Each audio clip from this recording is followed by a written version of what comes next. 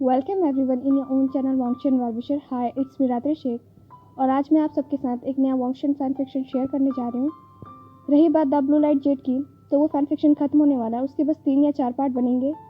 सो मैं कोशिश करूँगी कि मैं दोनों ही वीडियो को एक साथ अपलोड कर पाऊँ। तो चलिए आज के फ़ैन फिक्शन को स्टार्ट करते हैं। फ़ैन फिक्शन का नाम है माई इमॉर्टल। इस फ़ैन फिक्शन में 20 चैप्टर्स हैं।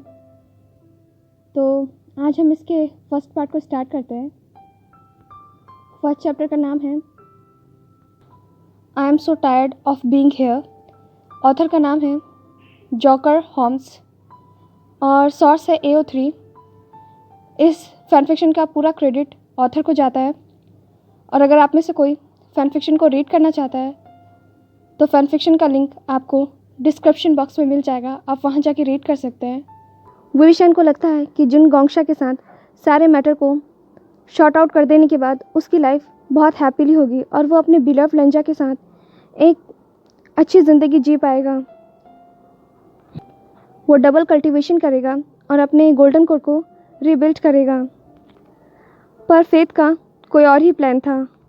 मोशनियों की फ्रॉयल बॉडी विविशान की बढ़ती हुई ताकतों को रोक नहीं पाती और एक्सीडेंटली विविशान अपने बचपन के उस वक्त में चला जाता है जब जेंगफिंग मियाँ विविशान को ढूंढकर उसे युनमक जैंगसक ले जाते हैं। तब विविशान 6 साल का था।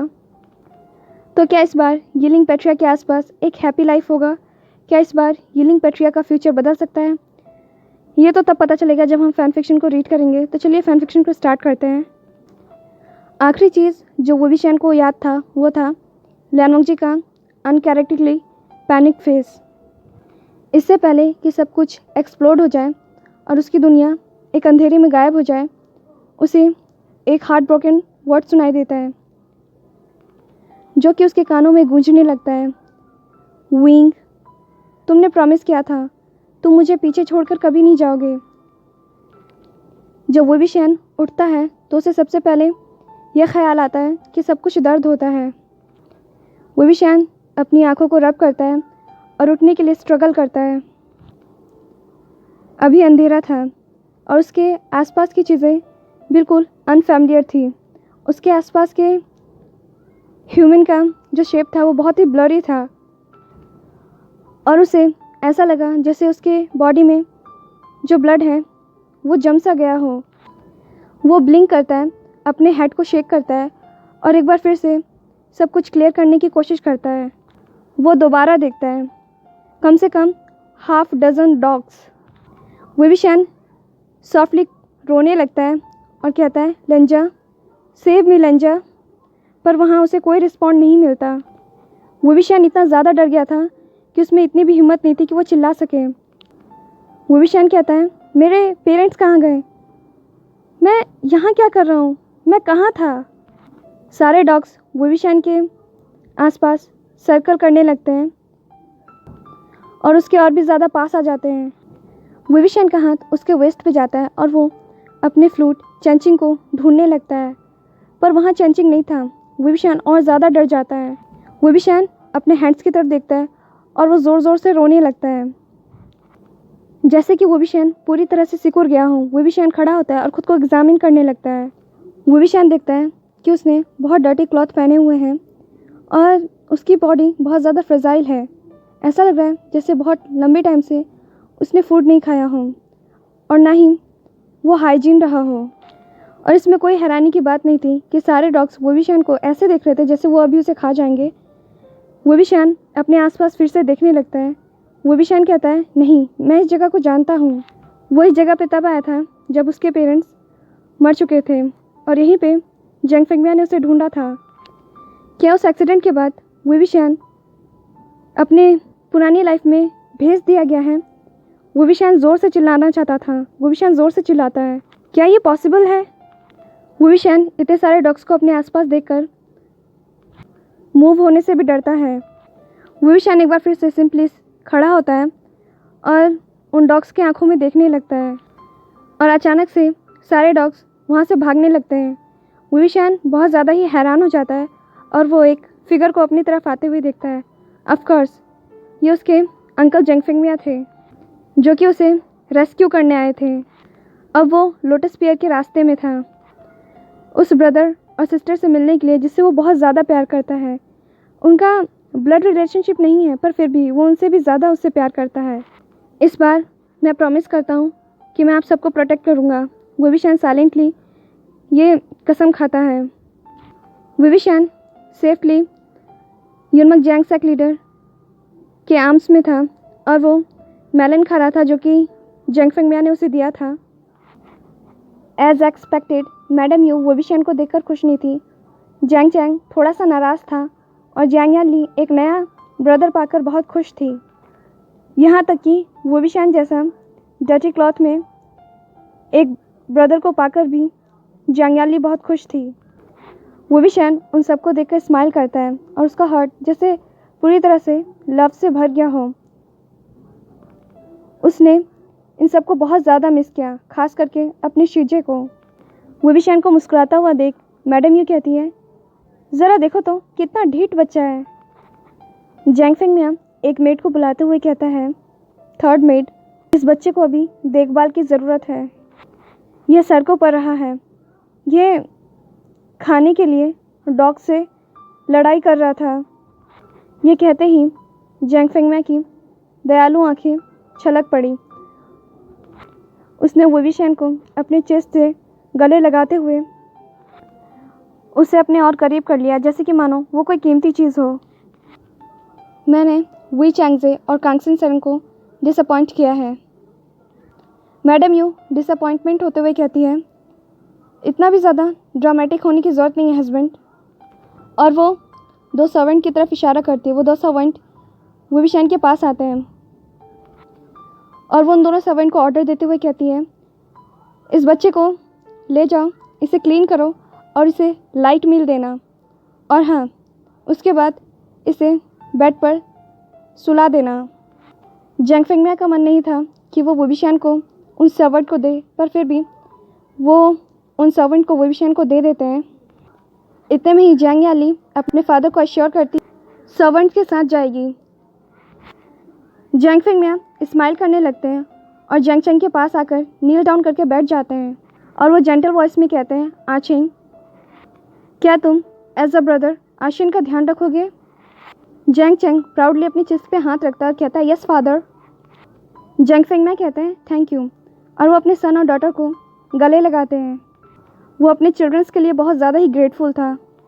मैडम यू जो कि बहुत ज़्यादा एनॉयड हो चुकी थी, पर वो कुछ नहीं बोलती और मैडम यू की नज़र विविशान पर जाती है। जैंग फेंगमिया ये देखकर स्माइल करने लगते हैं, क्योंकि जैंग फेंगमिया जानते हैं कि भले ही मैडम यू हार्श वर्ड बोलती हो, पर वो अपनी पूरी फैमिली से बहुत ज़्यादा प्यार करती है और उसका इतना काइंड होना ही काफ़ी था कि उसने विविशान को वहाँ रहने के लिए इजाज़त दी।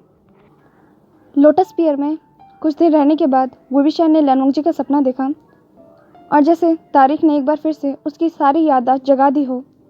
विविशान को याद आता है कि अभी अभी लंजा ने अपनी मदर को खोया होगा। विविशान इमीडिएटली क्लाउड से दौड़कर जाना चाहता था और अपने बिलव लंजा को कंफर्ट करना चाहता था, पर उसे ये नहीं पता कि लंजा को कुछ याद है या नहीं है। ऑफकोर्स उसे कुछ याद नहीं होगा, वो विविशान को नहीं जानता होगा, और वैसे भी वो युनमक जैंगसैक को कैसे कन्विंस करेगा कि वो विज़िट करने के लिए गुसुलैंसक जाना चाहता है। और जब आप खुद ब खुद विविशान के सामने आ गया, विविशान जो कि जैंग चैंग के शॉर्ट ट्रेनिंग सेशन को ऑब्जर्व करने के लिए जाता है, वो रास्ते में ही कुछ मेड और सर्वेंट को सोलमेट के बारे में गॉसिप करते हुए सुनता है। वो सब एक पौराणिक कथा के बारे में गॉसिप कर रहे होते हैं, जिसमें एक पर्सन होता है जिसका नाम होता है ली रन, जिसकी बॉडी पे उसके सोलमेट का नाम लिखा होता है, जबकि ना तो वो अपने सोलमेट से मिलता है और ना ही उसके बारे में वो कुछ सुनता है। ली रन जिसने अपनी यूथ एज अपने सोलमेट को ढूंढने में लगा दी थी, और एक दिन वो एक इवल ड्रैगन के पास अपनी सोलमेट को पाता है जिसने उसे कैप्चर कर रखा था। ली रन अपनी सोलमेट को उस इवल ड्रैगन से बचाता है और वो दोनों खुशी खुशी रहने लगते हैं। विविशान का माइंड अभी भी सोलमेट के थॉट से भरा हुआ था और उसे पता ही नहीं चलता कि वो ट्रेनिंग ग्राउंड को क्रॉस करके आगे जा रहा है। इतने में ही जैंग चैंग उसके नाम को चिल्लाता है। विविशान रुक जाता है, पर वो कोई स्माइल नहीं करता। जैंग चैंग जो कि विविशान के इंटेंशन से अनॉयड हो चुका था, वो वोबिशान की तरफ एक वुडन प्रैक्टिस शॉट फेंकता है और वोबिशान बहुत ही एक्सपर्ट तरीके से उस शॉट को कैच कर लेता है, जबकि उसका ध्यान उस शॉट पे था भी नहीं। एक सीनियर डिसाइपल जो कि जंग चैंग को पढ़ा रहे थे, वो वोबिशान की तरफ शॉकली देखने लगते हैं। उसने कभी भी इतनी छोटी उम्र में किसी भी बच्चे को इतना अलर्ट होते हुए नहीं देखा था और इतने एक्सपर्ट तरीके से शॉट को पकड़ते हुए नहीं देखा था। और वो सीनियर डिसाइपल सोचने लगते हैं कि ज़रूर कोई स्पेशल चाइल्ड होगा।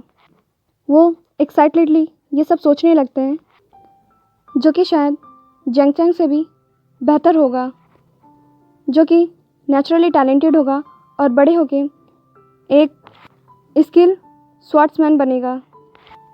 सीनियर डिसाइपल वोबिशान को बुलाते हैं और पूछते हैं, क्या तुमने स्वॉर्ड ट्रेनिंग लेसन लिया है? जंग चैंग फ्रॉन हो जाता है क्योंकि सीनियर उसके बारे में कुछ बोल रहे होते हैं। जैसा कि हमेशा से जंग चैंग हॉट टेम्परेचर था, वो वोबिशान पे खुद को लॉन्च करता है और अपने प्रैक्टिस शॉट पे वोबिशान पर अटैक करता है। वोबिशान जो कि पूरी तरह से एब्सेंट था, वो फिर भी उस शॉट को डिफेंड करता है। उसका आधा दिमाग अभी भी गुसू लैंड तक जाने के बारे में प्लान कर रहा था। जब जंग चैंग चिल्लाता है गुस्से में, तब जाके वोबिशान को समझ में आता है कि यहाँ सब क्या चल रहा है।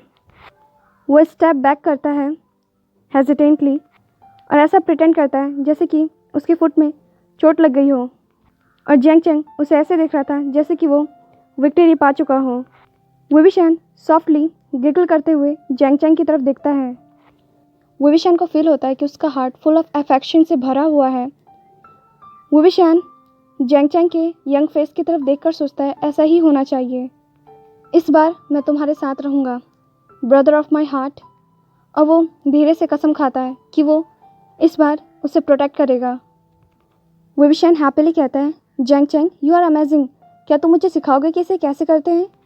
जंग चैंग बोल्डली स्माइल करते हुए वोबिशान को खड़ा होने के लिए अपना हाथ देता है और उसे अपनी तरफ खींचता है।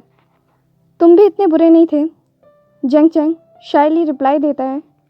जंग चैंग कहता है, क्या ये तुम्हारा फर्स्ट टाइम था जब तुमने स्वॉर्ड को पकड़ा था? वोबिशान अपने लिप को बाइट करता है और कहता है, आई एम नॉट श्योर। वो बड़बड़ाते हुए कहता है, मुझे नहीं पता मैं क्या कर रहा था, एक्चुअली मैं कुछ और ही सोच रहा था। सीनियर डिसाइपल जो कि ये सब कुछ सुन रहे थे, वो उसके पास आते हैं और कहते हैं, तुम बिल्कुल नेचुरल होंगे वोबिशान।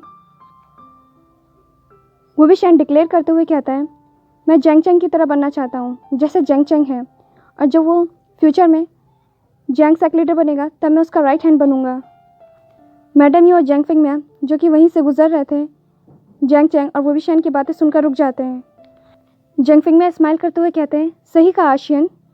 मैडम यू जंग चैंग की तरफ स्ट्रेटली देख रही होती है और एक स्टर्न वॉइस में कहती है, कभी भी इसे खुद पर हावी मत होने देना। जंग फिंग मैम कहते हैं, कम ऑन माई लेडी, आचिंग इस उम्र में बहुत अच्छा कर रहा है। और सीनियर डिसाइबल भी हेजिटेंटली जंग फिंग मैम की बातों पर एग्री करता है। वोबिशान अब भी लैनोंगजी का सपना देख रहा था और वोबिशान सोचता है कि वाकई में अगर सोलमेट मार्क जैसा कुछ होता है तो लैनोंगजी सिर्फ और सिर्फ उसी का होता। पर इससे सोलमेट मार्क का जो इशू था वो सॉल्व नहीं हुआ और वोबिशान सोचता है कि शायद ये बस एक फैंटेसी होगा। वोबिशान उदास होकर ये सब कुछ सोच रहा था। इतने में वोबिशान कहता है, क्या होगा अगर मैं खुद से ऐसा करूँ तो? और सडनली आई इस थॉट से वोबिशान सरप्राइज हो जाता है और वो गिगल करते हुए कहता है, ऑफ कोर्स ऐसा हो सकता है। उसे एक इम्पॉसिबल मार्क का वेट क्यों करना चाहिए जबकि वो खुद से ही ऐसा मार्क क्रिएट कर सकता है।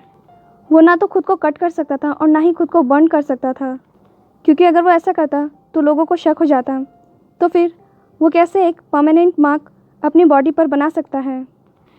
वोबिशान अपने दिमाग पर जोर डालता है और याद करने की कोशिश करता है क्या ऐसा कुछ भी है जो इससे रिलेटेड है या उसने ऐसा कुछ किया हो। बहुत सोचने के बाद भी उसके माइंड में एक आधी अधूरी बातचीत याद आती है जो कि उसने लैन सूजी और जिनलिंग से की थी। वोबिशान सोचते हुए कहता है, मैं थक चुका हूँ अपनी बैड मेमोरी से, मुझे समझ नहीं आता कि मैं अक्सर चीज़ों को भूल क्यों जाता हूँ। जितना भी उसे याद था, एक ऐसा कंकॉक्शन बनाया जो कि बहुत दिन की नींद हराम करने के बाद फाइनली वो उसे बना पाया। और अब वो नेक्स्ट स्टेप के लिए बिल्कुल रेडी था। मिडनाइट में उसने अपने रूम में सब कुछ प्रिपेयर किया और सबसे एलिगेंट स्क्रिप्ट मैनेज करते हुए उसने अपने चेस्ट के अबव साइड पर लेंजा लिखा। जैसे उसने रिचुअल कंप्लीट की, उसे पता ही नहीं चला कि कब थकावट उस पर हावी हो गई। उसे पता ही नहीं चला कि उसके चेस्ट पर वो नाम चमकने लगा और एक चमकती हुई लाल रोशनी ने उसे घेर लिया और वो हवा में उठ गया और एक पावरफुल वेव ने सारे ही एयर को डिस्टर्ब कर दिया, जिससे कि लोटस पियर के सारे लोग जाग गए। वो भी शैन जो कि अपना कॉन्शियसनेस खो चुका था जब जैंग फिंगमिया और मैडम यू ने डोर ओपन किया। जैंग फिंगमिया वो भी शैन की बॉडी को पकड़ते हैं और अब वो लाइट धीरे धीरे फेड होने लगता है और वो दोनों वो भी शैन के चेस्ट पे बहुत सुंदर लिखावट देखते हैं। मैडम यू शॉक्ड हो जाती है। जैंग फिंगमिया मैडम यू की तरफ अपना सर हिलाते हैं। वो कहते हैं, मैं मॉर्निंग में लैंचरन को लेटर लिखूंगा, पर अभी के लिए हमें इसे सोने देना चाहिए और रेस्ट करने देना चाहिए। जैंग फिंगमिया स्माइल करते हैं और कहते हैं, वाकई में ये चाइल्ड बहुत ज़्यादा ही स्पेशल है। मैडम यू हाफने लगती है पर कुछ भी प्रोटेस्ट नहीं करती। वो हैरान थी कि कैसे वो भी शैन के चेस्ट पे लंजा का नाम लिखा हुआ था। वो भी शैन कम से कम लोटस पियर में 1 हफ्ते से रह रहा था और उसने जो कुछ भी सुना और उसे सच करने के लिए जो कुछ भी कहा, ये उसके एज के बच्चों के लिए बिल्कुल ही नॉर्मल है। पर कैसे वो भी शैन के आइज़ के नीचे डार्क सर्कल्स हैं। जो हीलर वो भी शैन को एग्जामिन कर रही थी, वो जैंग फिंगमिया को अश्योर करते हुए कहती है कि वो जल्दी ही ठीक हो जाएगा। जैंग फिंगमिया अपनी वाइफ की तरफ देखने लगते हैं और स्माइल करने लगते हैं। वो जानते हैं कि मैडम यू थोड़ी सी स्ट्रिक्ट है, पर साथ में वो एक काइंड वूमेन भी है। हालांकि वो थोड़ी गुस्सैल भी हैं। किसी को सिर्फ अपने बेटे को देखना था जो कि इतना ज़्यादा परेशान हो रही थी। और नेक्स्ट डे वो भी शैन के प्लेट पर उसका फूड बाकी दिन से कुछ ज़्यादा ही था और जैंग फिंगमिया बिल्कुल भी हैरान नहीं थे। वो भी शैन और जैंग चेंग ने इस बात पर बिल्कुल भी अटेंशन नहीं दिया, पर जांग यानली ने इस बात पर पूरा अटेंशन दिया और वो स्माइल करने लगी। वो भी शैन के चेस्ट पर उसके सोलमेट का नाम उसे पूरे ही लोटस पियर में फेमस करने लगी और अब हर जगह सिर्फ और सिर्फ उसी की बातें हुआ करती थी। वो भी शैन को तो गिनती भी याद नहीं था कि कितने लोग उसके पास आए और वो भी शैन से रिक्वेस्ट करते थे। इनफैक्ट कुछ लोग तो बैग भी किया करते थे कि वो एक बार उस नाम को देख सकें जो वो भी शैन के चेस्ट पर है। वो भी शैन ने जो कुछ भी किया था उस मार्क की वजह से अब वो बहुत ज़्यादा ही इरिटेटेड सा रहता था और छोटी छोटी बातों पे गुस्सा करने लगता था। वो बस स्माइल करता और जैंग चेंग के पीछे छुप जाता और जैंग चेंग वो भी शैन को प्रोटेक्ट करने के लिए आगे आता। जैंग चेंग कहता है, तुम बहुत ज़्यादा ही परेशानियाँ खड़ी कर रहे हो, ऐसा लग रहा है जैसे मैं तुम्हारा गार्ड डॉग बन गया हूँ। वो भी शैन वीक वॉइस में कहता है, आई एम सॉरी। वो बस डेस्परेटली लेनोंगजी को देखना चाहता था और कुछ और नहीं सोच पा रहा था। वो भी शैन को अपने चेस्ट पर लेनोंगजी का नाम देखकर कभी तो बहुत वार्मिंग फीलिंग होती और कभी उसे ये सब कुछ मजाक लगने लगता। भले ही वो भी शैन ने खुद से ही अपने चेस्ट पर लेनोंगजी का नाम लिखा हो, पर वो खुद नहीं जानता कि इसका रिजल्ट क्या होगा। जैंग फिंगमिया ने लैंचरन को लेटर लिखा और वेट करने लगे उसके आंसर का। वो भी शैन का सर घूमने लगा। जैंग चेंग बहुत ज़ोर से चिल्लाते हुए कहता है, अरे क्या तुम ठीक हो? जैंग चेंग जैसे वो भी शैन के फोरहेड को छूता है तो वो कहता है, अरे नहीं, तुम्हें तो बुखार है। और वो भी शैन अनकॉन्शियसली सिर्फ लेनोंगजी का नाम ले रहा था। लेंजा, लेंजा, लेंजा तुम कहाँ हो? मैं तुम्हारे बिना यहाँ रहकर थक गया हूँ लेंजा। सो हमारा ये पार्ट यहीं पर एंड होता है। आपसे मिलते हैं नेक्स्ट पार्ट में। Till then be happy, stay healthy. Thanks for watching.